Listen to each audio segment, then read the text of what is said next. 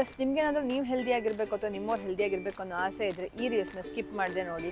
Current situation ಹೇಗಾಗಿದೆ ಅಂತ ಅಂದರೆ ತಿಂಗಳ ಬರೋ ಸ್ಯಾಲ್ರಿಗಿಂತ ಹಾಸ್ಪಿಟಲ್ ಬಿಲ್ಲೇ ಜಾಸ್ತಿ ಆಗ್ತಾ ಇದೆ. ಚಿಕ್ಕ ಚಿಕ್ಕ ಮಕ್ಕಳಲ್ಲಿ ಡಯಾಬಿಟಿಸು, ಇನ್ನು ಹೆಣ್ಮಕ್ಳಲ್ಲಿ ಬಂದರೆ PCOD, PCOS, ಇರೆಗ್ಯುಲರ್ ಪೀರಿಯಡ್ಸು, ಇವೆಲ್ಲ ತುಂಬಾ ದೊಡ್ಡ ಪ್ರಾಬ್ಲಮ್ ಆಗಿದೆ.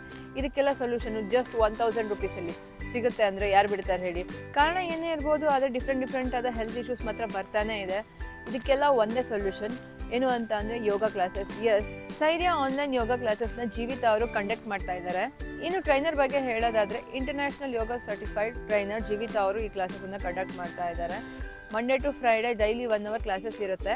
ಕ್ಲಾಸಸ್ಸು ಆನ್ಲೈನ್ ಥ್ರೂ ಆಗಿರೋದ್ರಿಂದ ಎಲ್ಲರೂ ಈಸಿಯಾಗಿ ಅಟೆಂಡ್ ಮಾಡ್ಬೋದು ಆ್ಯಂಡ್ ಹೆಲ್ದಿ ಲೈಫ್ನ ಮೇಂಟೈನ್ ಮಾಡ್ಬೋದು. ಆ್ಯಂಡ್ ಒಂದು ಸ್ಪೆಷಲ್ ರಿಕ್ವೆಸ್ಟ್ ಏನು ಅಂತ ಅಂದರೆ ಈ ರೀಲ್ಸ್ನ ಆದಷ್ಟು ಹುಡುಗಿರಿಗೆ ಶೇರ್ ಮಾಡಿ. ಯಾಕಂತ ಅಂದರೆ ಇತ್ತೀಚಿನ ದಿನದಲ್ಲಿ PCOD, PCOS, irregular periods problem ತುಂಬಾ ಜಾಸ್ತಿ ಆಗಿದೆ ಆ್ಯಂಡ್ ಅದನ್ನು ಅವ್ರು ಯಾರ ಹತ್ರನೂ ಹೇಳ್ಕೊಳ್ತಾ ಇಲ್ಲ ಕೂಡ.